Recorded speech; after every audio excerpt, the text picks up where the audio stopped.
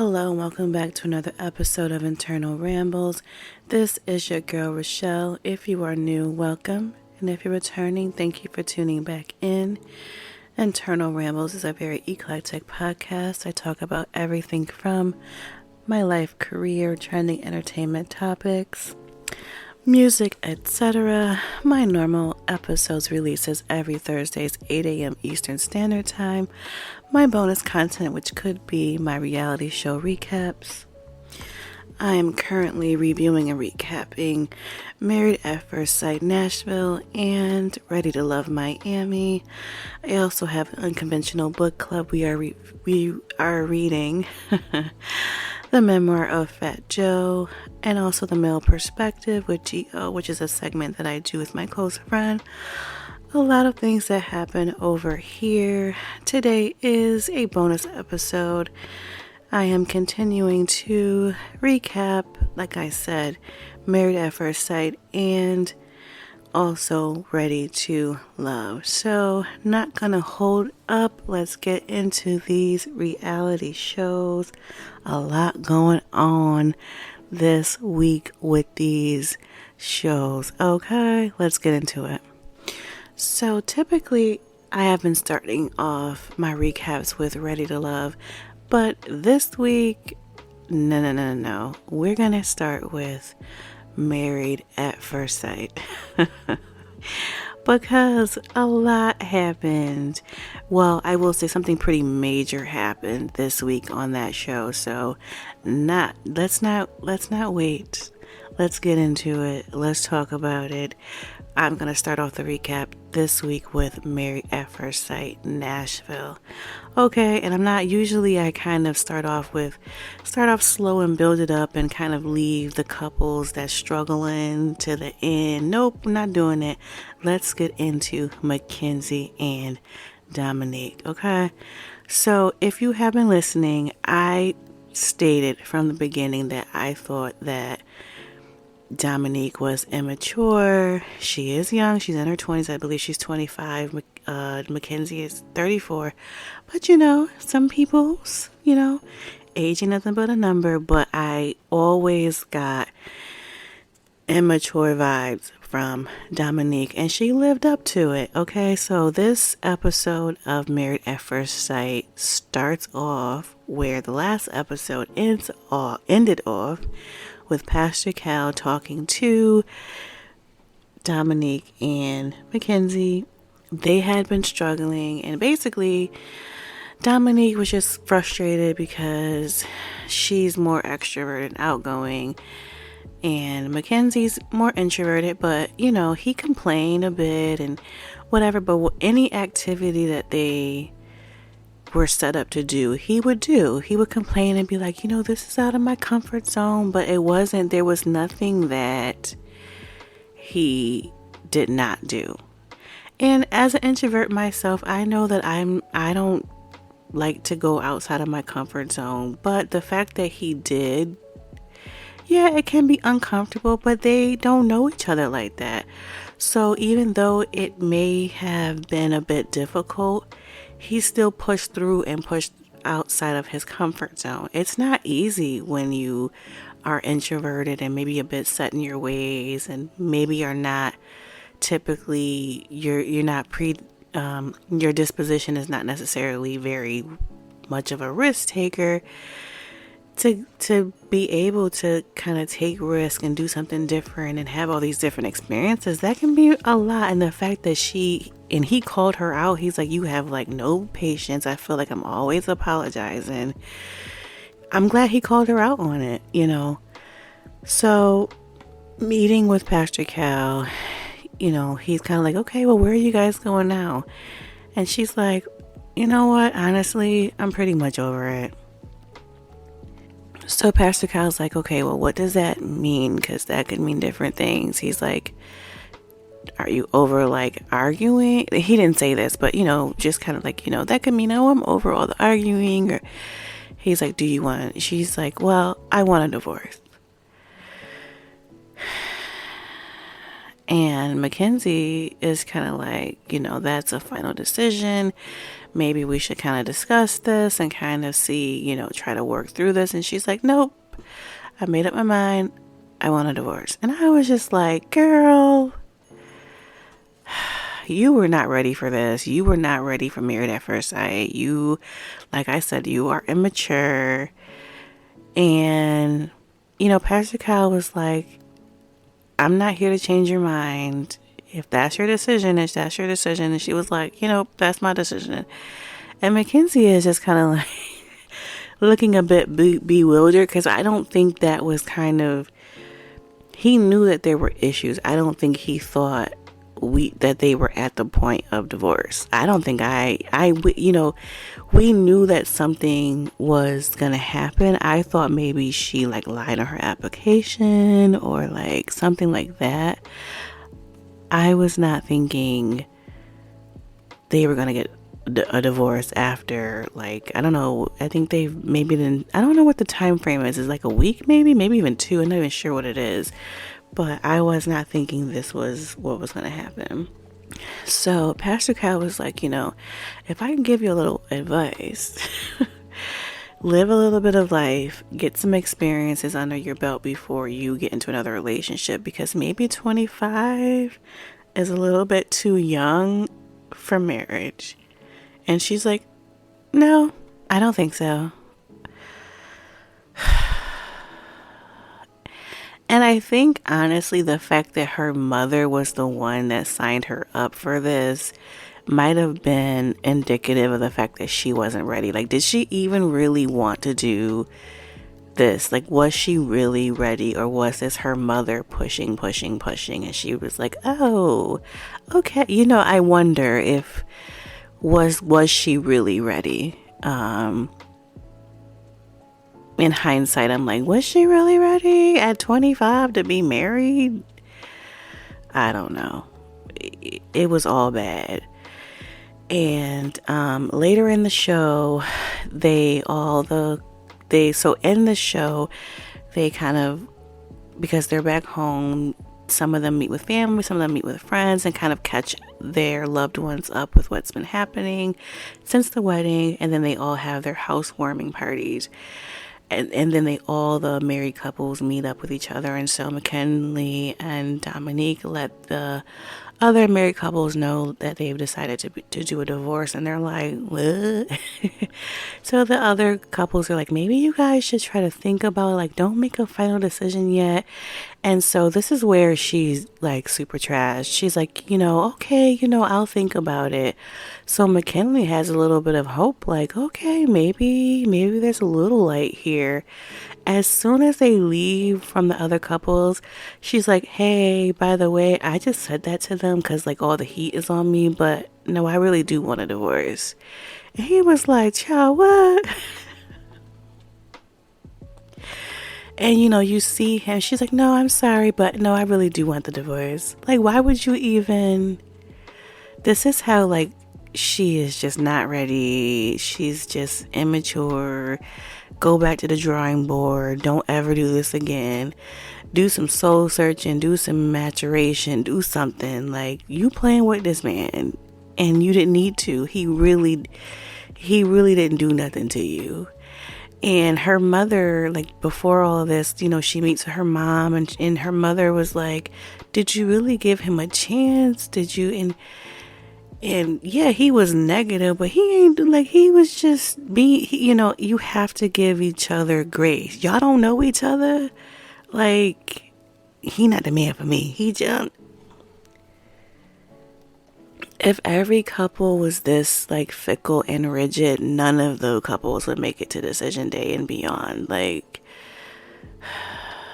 So anyways, Dominique and Mackinley are over. And I wish, I don't wish nothing bad for Dominique. She just needs to grow up. And I wish all the best for Mackinley, because he did not deserve Dominique and her foolishness and her immaturity. So that's that. I mean, it just was what? Girl, bye. No, you did not give him a chance, the marriage a chance. he was a bit, rigid a bit, but he don't know you like that. Y'all have to be able to compromise and talk things through, and it wasn't bad. But 25's too young. I mean, okay, let's move on. So a couple that has been able to kind of move past some of their differences, we all know that if you've been watching the show, Clint and Gina, they had definitely some major bumps in the road where Gina didn't even want to move in with Clint because he made some unfortunate comments, upset her. She didn't even want to live with him, but she did tell Pastor Cal that she would try. So in this episode, they do move in with each other, but they're in separate rooms. And so baby steps, I don't know how you can really grow and really learn how to be together because they are married. It's not boyfriend and girlfriend if they're not living in the same space. So that was a really positive step, and they had a really nice warm coming housewarming, and they both seem really positive. And even talking with the couples at the end, Clint's like, I'm really looking forward to getting to know her and learning about how her childhood was. And so they really seem to turn a corner, and I think just coming to both of them coming to the same page of, I really want to give this a chance and see where this can go.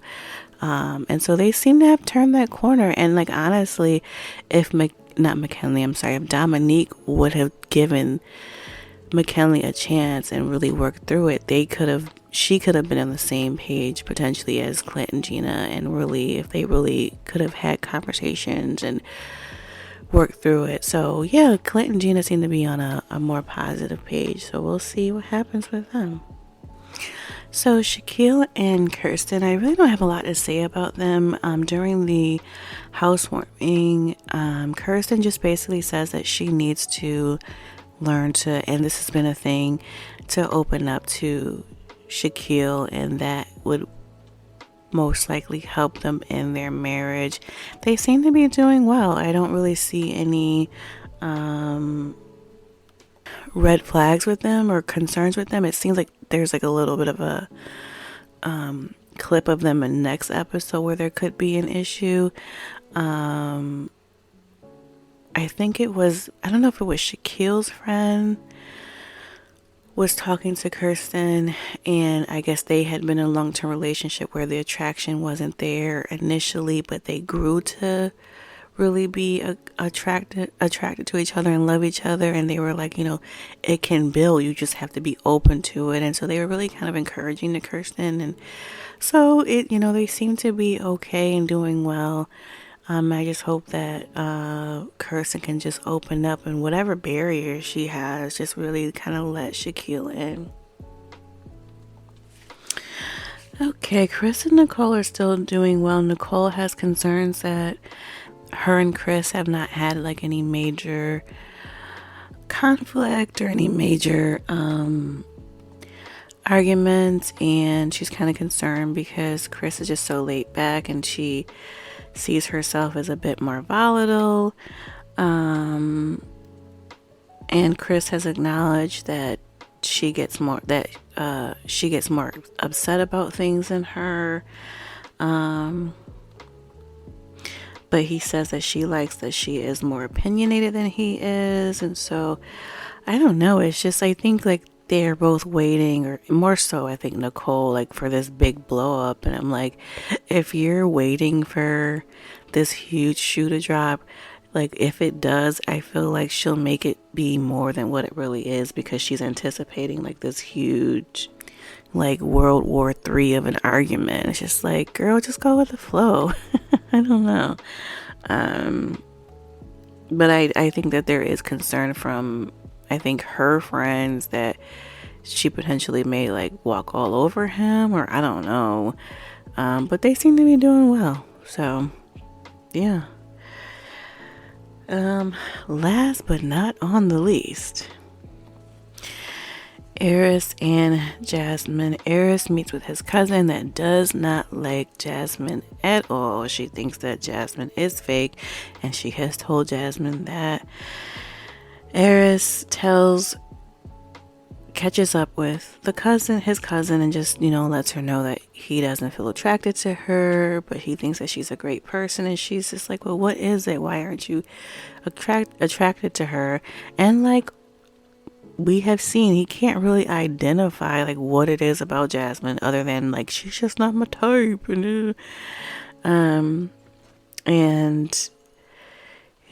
so she asks him like, do you want to be married?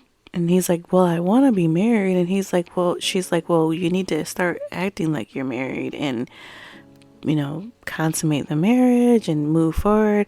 But and so he's like, well, we're having a housewarming. Do you want to come? And she's like, oh no, I'm not coming to the housewarming.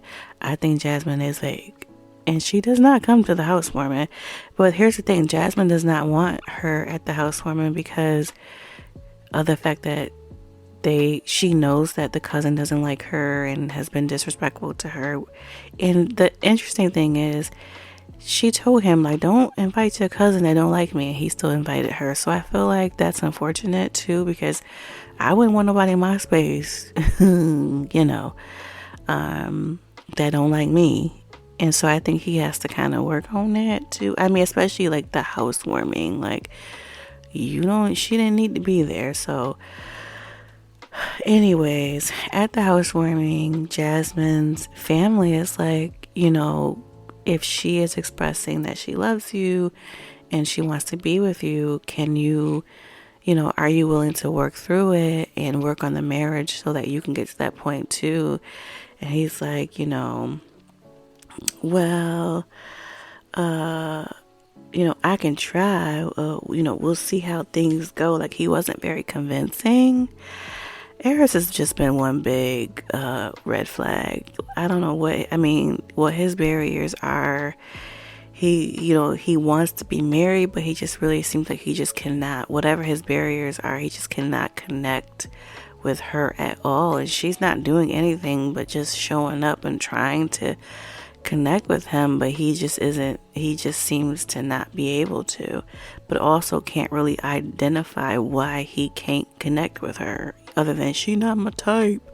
But she's she's beautiful and she's a beauty queen, but even though beyond the looks, like, he says all these glowing things about her as a person.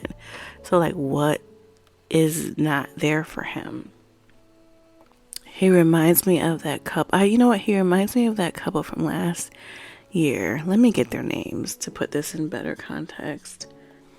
Stasia and Nate, where like Stasia was very emotionally mature, wanted to be married. Nate had really never been in love, had some long-term relationships. Oh my God, this is literally the next version of Stasia and Nate. But Nate was attracted to Stasia and they were very much physically connected, but he didn't have that emotional maturity or that relationship maturity. So that's what's similar, I would say, in this regard, because he also had been in long-term relationships, but I don't think he had ever been in love too. So they just couldn't connect on that level. Yep, that's them. That's the new Stasia. They the new Stasia and Nate, yeah. So, my perspective really, Chris and Nicole are doing well. Clint and Gina, thankfully, they're turning a corner. We'll see what happens. Shaquille and Kirsten could be okay if Kirsten gets those barriers out the way. Eris and Jasmine, red flag.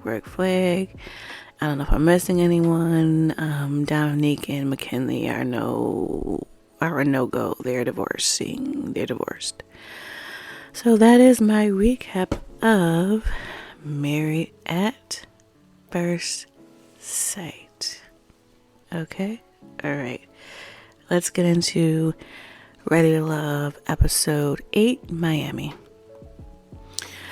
Okay, so if you've been watching the show, you would know that last week there was not a new episode because they were celebrating the 100 episodes of Ready to Love.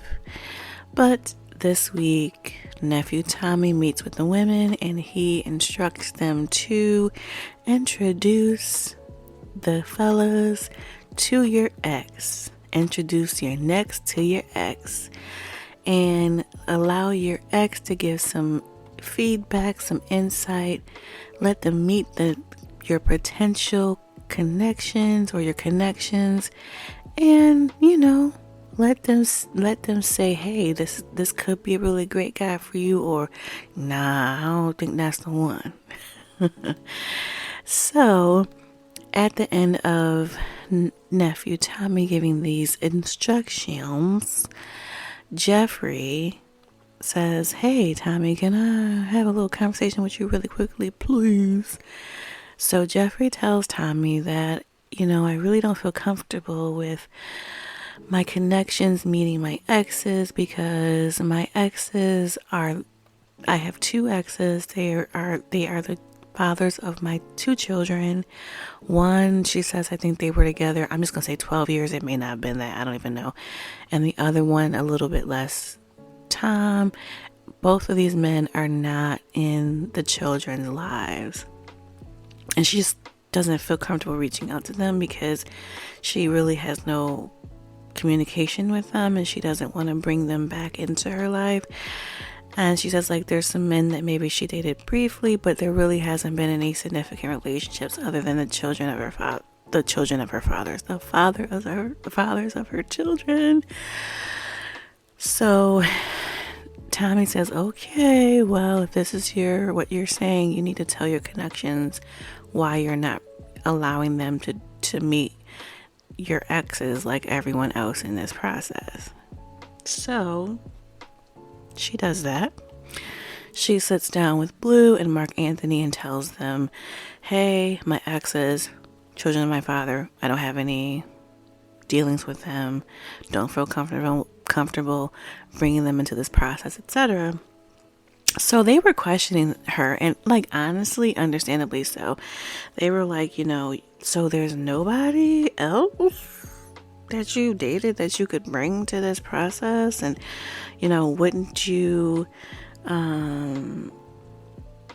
they were just kind of confused as to why, like, so you don't have no communication with, and like there's no one that you dated that, there hasn't been any other relationship. And you don't think that there's no one that you could find value into, like, we've dated, me, here are some potential. Honestly, I'm telling you, I mentioned I'm not really a fan. There's something about Jeffrey. I think that she's very, I don't want to say calculated, but I'm going to say calculated. I think that she is very protective over, I think she's invested in the process, but I think she's very protective over certain aspects of something. I don't know if it's because she has children. I don't know if it's because I think she's willing to share a lot, but I don't know. I'm like, I've been watching the show for a long time. I don't remember, like, no one. There's no one? Like, no one? Yeah. Even if it was a boo you had for, I think it's a calculated choice that she decided, she's like, well, I don't stay, and I get it. I honestly, when I break up with men, I cut them off. I ain't friends with no exes. My only thing is, if you watch the show, this is a potential aspect, because if it's not the men that's bringing the exes, it's the women. So I feel like that's the thing that I have an issue with. You either are having your connections meet your ex, your best friends, or your family, and or like it's a part of the process. I could tell you that. So I feel like it's calculated, and she's like, oh, they gonna understand if I make it. They gonna, you know what I'm saying?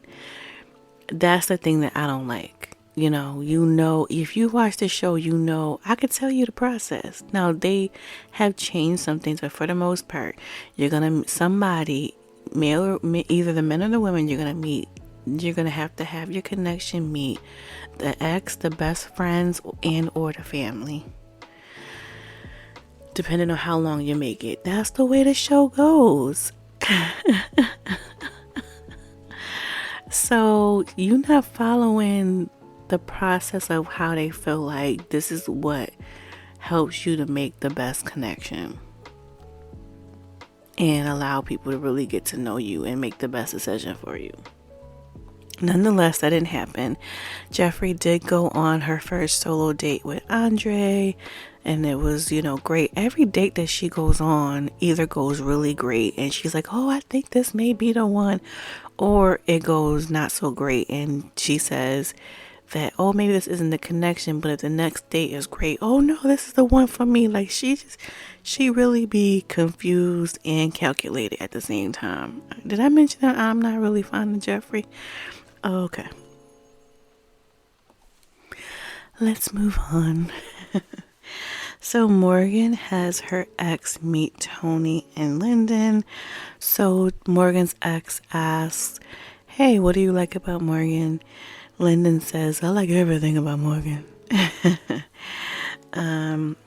Lyndon says that he has been attracted to her physically and spiritually. So Morgan's ex reveals that, she's great, but she has a little bit of a cuckoo for Cocoa Puff side. And they're like, really? So the ex shares that towards the end, like basically what was the straw that broke the camel's back was that Morgan suspected that he was cheating. And while he was sleeping, she nared his hair off. And I was like, excuse me, say what?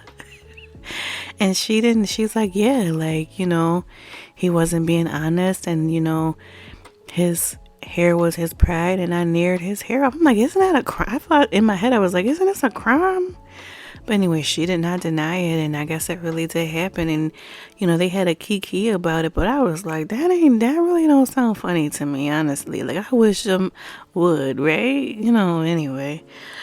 So Tony was like, she plays off like this guy was just someone that I have fun with, blah, blah, blah. But he was like, it sounded like she had more feelings for him than she's letting on. So he was like, I don't know how I feel about Morgan and this guy and all this stuff after that. But, that was that. Morgan is maybe a little bit more like, a bit much than what these guys thought she was. Because I'm sorry, like, if you can do something once, you can do it again. You know what I'm saying?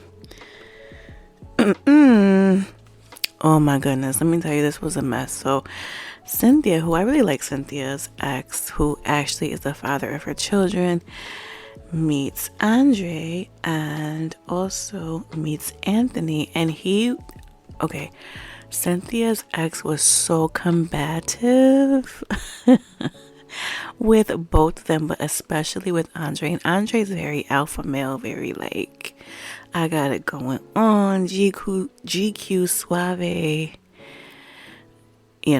whatever. So Andre shows up first, and he starts asking all these questions, and he was like, I feel like you're not being truthful, you're acting like, why don't you have kids, blah blah blah, da, da, da.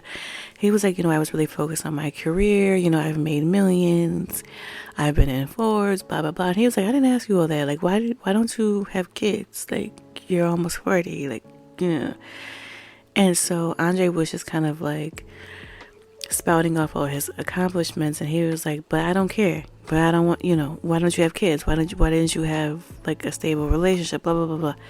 And they were just going back and forth. Basically Cynthia's ex was purposely trying to get under Andre's skin, and it kind of worked. And so Andre was like, you know what, I don't have time for this, I'm leaving. And he left. He was like, I'm out of here. So with Anthony has a daughter, and so he was basically kind of questioning, like, how, would with you having a child, how would you, deal with like kind of co-parenting and having, how would you deal with someone else's children, etc. But then he started getting kind of combative with Anthony, and Anthony was like, well, I have to go. And he was like, well, don't you leave too. He was like, listen, I'll answer any question that you have. Cynthia, give him my number, but I have to leave. And so Cynthia's ex was not trying to find out if there was a good guy for Cynthia. Cynthia's ex was just trying to be combative and piss these guys off, which is unfortunate, and immature and petty, so it didn't go well. And honestly, I feel like Cynthia should have known that, like, your ex and their demeanor, and she probably should have known, like, he's not gonna act right. So why would you bring him? If you really feel like these guys, there was no other ex that you could have brought. Like, I get the value in, like, okay, these are my kids' fathers, but if my kid's father be acting up and I really care for these guys and I really want to know, like, are they, like, there wasn't nobody else you could, because, like, the dude came in, he had this, honestly, the jewelry looked like mad fake. He looked off the chain, and not in a great way. So I don't know. Anyways, I mean, maybe she didn't have another ex, but he did what he came to do, which was to be combative and off the wall. And there was no value in what happened. She didn't get any more clarity. So yeah, that's that. All right, Marcia brought Tony and Blue to meet her ex, and Blue, basically, the ex was like, hey, so, do you have, like, a top woman, or is Marcia your top one? And Blue was like, well, I got a top two. She's in the top two, and he would not acknowledge, like, whether she was number one or not. So Tony was like, listen, like, that's a cop out. You should know whether or not she's in the top two. Basically, like, if she was number one. But Tony wasn't trying to really say, I don't think that, well, anyways. And he was like, nah, man, she in the top two. I ain't gonna say nothing. So I don't know. It's really weird because I feel like I don't really see Marcia. I don't really know who she's connected with, honestly. I don't think that Marcia is Tony's top one. I think it's more so Morgan.